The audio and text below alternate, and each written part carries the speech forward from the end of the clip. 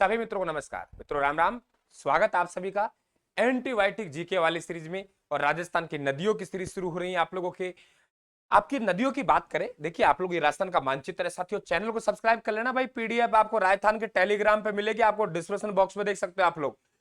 तो राजस्थान की नदियां, आपके अपवाह तंत्र, आपको 3 भागों में हमने अपवाह तंत्र को बांटा है।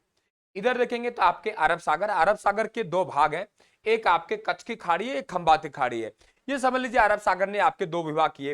एक विभाग कच्छ की खाड़ी से, एक खंबाती खाड़ी से। दोनों आपके अरब सागर के अंग हैं। कच्छ की खाड़ी राजस्थान से 225 किलोमीटर दूर है। खंबाती खाड़ी राजस्थान से 275 किलोमीटर दूर है। दोनों भाग अरब सागर के। 400 किलोमीटर राजस्थान से लगभग आपके अरब सागर की दूरी है। तो जो नदियां इधर वाली दक्षिण पश्चिम नदियां, ये कच्छ की खाड़ी में गई तो अरब सागर का अंग बनी, खंबाती खाड़ी में गई तो आपके अरब सागर के अंग बनी। तो ये आपका वे नदियां जो अपना जल अरब सागर में ले जाती है, खुद ले जाए या किसी सहायक नदियों के माध्यम से ले जाए, उसे हम अरब सागरीय अपवाह तंत्र कहते हैं। दूसरी तरफ सबसे समुद्री, सबसे नजदीक जो भाग है, वे ध्यान रखना हमारे पास में कौन सा है, कच्छ की खाड़ी वाला है। बंगाल खाड़ी राजस्थान से दूर है, लगभग आपके 2900 किलोमीटर की दूरी पर। ध्यान रखना 2900 किलोमीटर की दूरी पर आपके क्या है, ये ध्यान रखना आप लोगों के बंगाल खाड़ी है। तो आपके यहां से ये दक्षिणी पूर्वी भाग की नदी है, ये आपके किसी न किसी सहायक नदियों के माध्यम से अपना जल बंगाल खाड़ी में ले जाती है। तो ये अपवाह तंत्र हमारा बंगाल खाड़ी कहलाएगा। ये उत्तरी पश्चिमी जो राजस्थान है, यहाँ की नदियां आप लोगों के धरा आपके रेतेला इलाका है, सहायक नदियां नहीं मिल पाती, पहाड़ियां कम है, नदियां कम निकल पाती है, इसलिए ये आपके रेतेले इलाके में ही आपके लुप्त जाती है। ऐसी नदियां जो ना अरब सागर में जाए ना बंगाल खाड़ी में जाए, उन्हें हम आंतरिक जल प्रवाह की नदियां कहते हैं। तो देखो आंतरिक प्रवाह के क्षेत्र में काफी कुछ आता है, जैसे आपका मरुस्थल लगभग आ गया। तो आपके सबसे ज्यादा जो आपका अपवाह तंत्र मिलता है, वे आंतरिक जल प्रवाह का मिलेगा 60%, न्यूनतम अरब सागरीय अपवाह तंत्र का मिलेगा 16%, और बंगाल खाड़ी का कितना मिलेगा, 24%। आपसे पूछे राजस्थान में न्यूनतम जो अपवाह तंत्र मिलता है वे किसका मिलेगा, तो आप बता देंगे न्यूनतम अपवाह तंत्र मिलता है आप लोगों का किसका मिलेगा, ये ध्यान रखना आप लोग अरब सागर किया। आंतरिक जल प्रवाह की बात करें तो सबसे इंपॉर्टेंट नदी है घग्गर नदी। मित्रों ये घग्गर नदी आप लोगों के शिवालिका की पहाड़ियां है, हिमाचल प्रदेश में कालका माता के मंदिर से उसका उद्गम होता है। और उद्गम होने के बाद देखो हरियाणा से प्रवेश करती है आपके तलवाड़ा झील। तलवाड़ा झील प्रवेश करने के बाद हनुमानगढ़ श्री गंगानगर में इसका पानी जाता है। यदि अधिक बरसात आ जाती है तो घग्गर का पानी आपके पाकिस्तान में फोर्ट अब्बास तक जाता है, और पाकिस्तान में फोर्ट अब्बास से उसे अखरा कहते हैं आम बोलचाल में। तो अंतरराष्ट्रीय नदी हुई कि नहीं हुई। तो राजस्थान में इसके बहवाव क्षेत्र में 2 जिले आएंगे, श्री गंगानगर और हनुमानगढ़। ये कहते हैं प्राचीन समय में यहाँ पे सरस्वती नदी बहा करती थी, इसलिए सरस्वती नदी भी कहते हैं। दृश्यवती नदी से कहते हैं, सोतर नदी से कहते हैं, लेकिन सरस्वती अब नहीं रही, मर चुकी है या जमीन के अंदर बह रही है, मृत नदी कहेंगे। मित्रों इस तरीके से बहती है, ऐसे ऐसे करके नट होता है, कभी इस घर में कभी नट उस घर में, तो आपको इसे नट नदी भी कहते हैं। ये ध्यान रखना आप लोग कि आपके गंगानगर हनुमानगढ़ में इसे नाली कहते हैं और पाकिस्तान में हकरा कहते हैं। और ये ध्यान रहे आप लोगों को, इसकी उपजाऊ मिट्टी, उपजाऊ भूमि को बग्गी कहते हैं।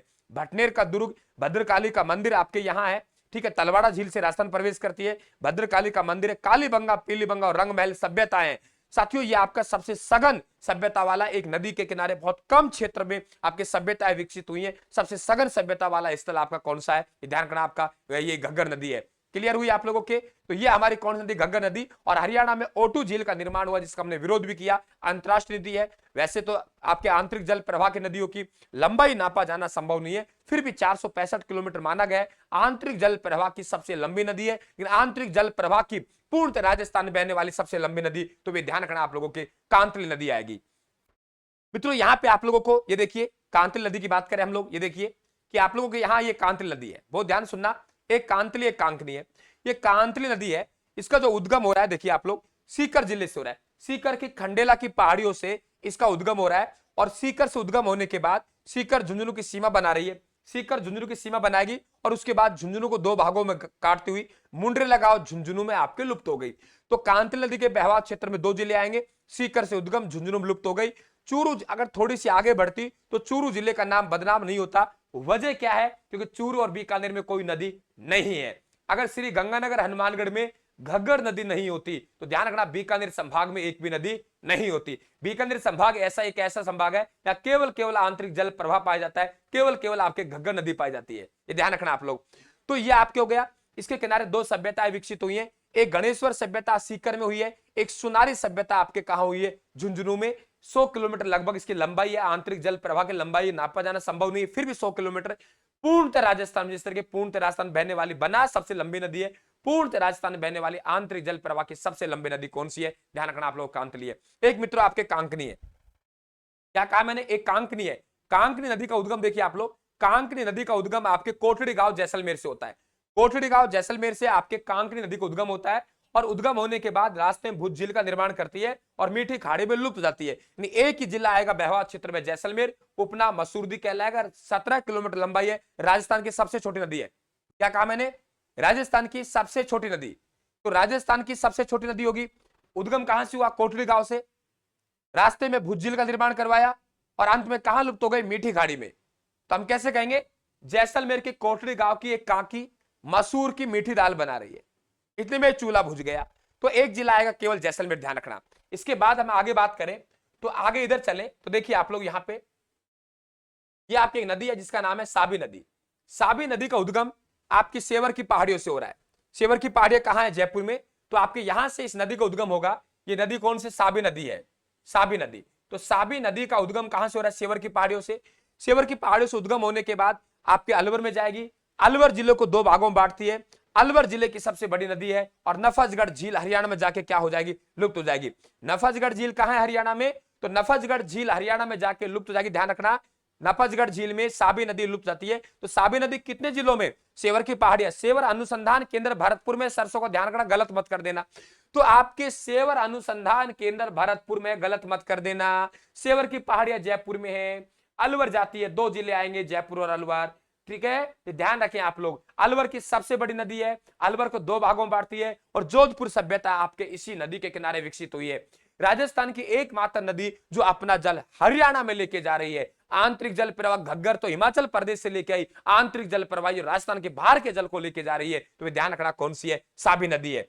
आगे बात करें हम लोग, आगे देखिए ये जो आप लोगों के, ये देखिए आप लोग इस चित्र को आराम देखिए कि आप लोगों के एक नदी है जिसका नाम है आपकी रूपारेला नदी। बड़ा कर देता हूं, थोड़ा आराम देख सकते हो आप लोग। ये देखिए आपके रूपारेला नदी, एक रूपनगढ़ है, एक रूपारेला नदी है। तो रूपारेला नदी का उद्गम उदयनाथ की पहाड़ियों से हो रहा है भाई। उदयनाथ की पहाड़ी अलवर से नीचे की भरतपुर तक आएंगे, कुशलपुर के भरतपुर के मैदानी इलाके में लुप्त जाती है। तो कितने जिले आए भैया क्षेत्र में? अलवर और भरतपुर। ठीक है, उपनाम लसवारी वरा कहते हैं। खानवा का मैदान है, सीकरी बांध है, मोती झील है, डीग महल है, नौह सभ्यता है, सभी आप लोगों के इस नदी के किनारे आपके विकसित हुए हैं। दूसरा एक नदी है जिसका नाम है बाणगंगा। क्या नाम है भाई? बाणगंगा। बाणगंगा का उद्गम आपके बैराट की पहाड़ियों से हुआ। बैराट की पहाड़ियों से उद्गम हुआ और उसके बाद ये नदी दौसा में गई, दौसा के बाद भरतपुर। पहले ये आपके फतेहाबाद की यमुना में आप लोगों के अपना जल ले जाया करती थी, लेकिन अब क्या हो गया? पानी कम हो गया। जब पानी कम पड़ गया तो आप ये मान लीजिए कि आपकी ये नदी आगे नहीं बढ़ पाती है। अब वर्तमान में आंतरिक जल प्रवाह की श्रेणी में आती है, भरतपुर के मैदानी इलाके में लुप्त जाती है। इसका मतलब कितने जिले आएंगे? 3। बैराट की पहाड़ी से उद्गम हुआ तो आपके जयपुर, उसके बाद दौसा, उसके बाद भरतपुर, 3 जिले। अर्जुन की गंगा कहते हैं, अर्जुन ने बाण से निकाली इसलिए अर्जुन गंगा कहते हैं, बाण गंगा कहते हैं। रुंडित नदी आगे नहीं बढ़ रही, रूठ गई है, ताला नदी भी कहते हैं, ताला लग गया है साहब। बैराट सभ्यता यहां विकसित हुई है। जयपुर में जमुआ रामगढ़ है, भरतपुर में अजान बांध और केवलादेव आपका राष्ट्रीय उद्यान यहां स्थित है, ध्यान रखें। एक आपके ध्यान रखना, वे आप लोग अलवर में रूपारेला थी, एक रूपनगढ़ नदी है। कौन सी है? रूपनगढ़, उसकी भी हम लोग बात कर रहे हैं। देखिए गौर से देखिए, रूपनगढ़ की बात करें तो ये अजमेर है। अजमेर में आपके किशनगढ़ है और किशनगढ़ में आपके कुचिल झील है। तो अजमेर के किशनगढ़ के कुचिल झील से उद्गम होने के बाद ये सांबर झील है। सांबर झील देखो इधर नागौर में भी है, जयपुर में भी है और अजमेर में भी है। तो ये उद्गम होने के बाद जयपुर से अपना जल कहां डालती है? सांबर में। जयपुर होते हुए अपना जल सांबर में डालती है। तो 2 जिले आ जाएंगे, ध्यान रखना। तो रूपनगढ़ नदी अजमेर और आपके क्या आ जाएगा? जयपुर आ जाएगा। खारी खंडेला, रूपनगढ़, मेंथा, बांडी। बांडी एक आपके लूनी की सहायक नदी में एक बांडी नाला भी है। तो खारी खंडेला, रूपनगढ़, मेंथा, खारी खंडेला, रूपनगढ़, मेंथा, बांडी, ये आपके सांबर झील में गिरने वाली नदी है। इनमें सर्वाधिक नमक ले जाती है मेंथा झील ले जाती है, ध्यान रखना आप लोग। मेंथा नदी किशनगढ़ अजमेर से उद्गम, जयपुर होते सांबर में और सलेमाबाद अजमेर जो निम्बार संप्रदाय की प्रधान पीठ है इसी नदी के किनारे। भाई पीडीएफ का मन ललचा रहा हो गुरुजी, स्क्रीनशॉट लेने दो।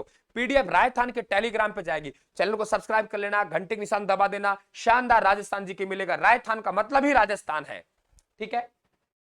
दूसरा एक आपके मनोहरपुरा है, ये जयपुर में, यहां से एक नदी का उद्गम होता है मेंथा नदी। तो मेंथा नदी अपना जल जयपुर से नागौर होकर डालती है। इसका मतलब दो जिले आएंगे, जयपुर और नागौर। जैनियों का लूणा तीर्थ स्थल नागौर इस नदी के किनारे स्थित है। कौन सी नदी किनारे? मेंथा नदी के किनारे। तो ये आपके साथियों आंतरिक जल प्रवाह की नदियां थी। 1 घंटे क्लास को मात्र मैं 5-10 मिनट में लेके आ रहा हूं। ये उद्देश्य है साथियों कि जो बच्चे समय के अभाव में नहीं पढ़ पाते हैं, जो बच्चे कोचिंग नहीं जा रहे, उनको लगना चाहिए वाकई अभी कोई जिंदा है। धन्यवाद। राम राम साहब।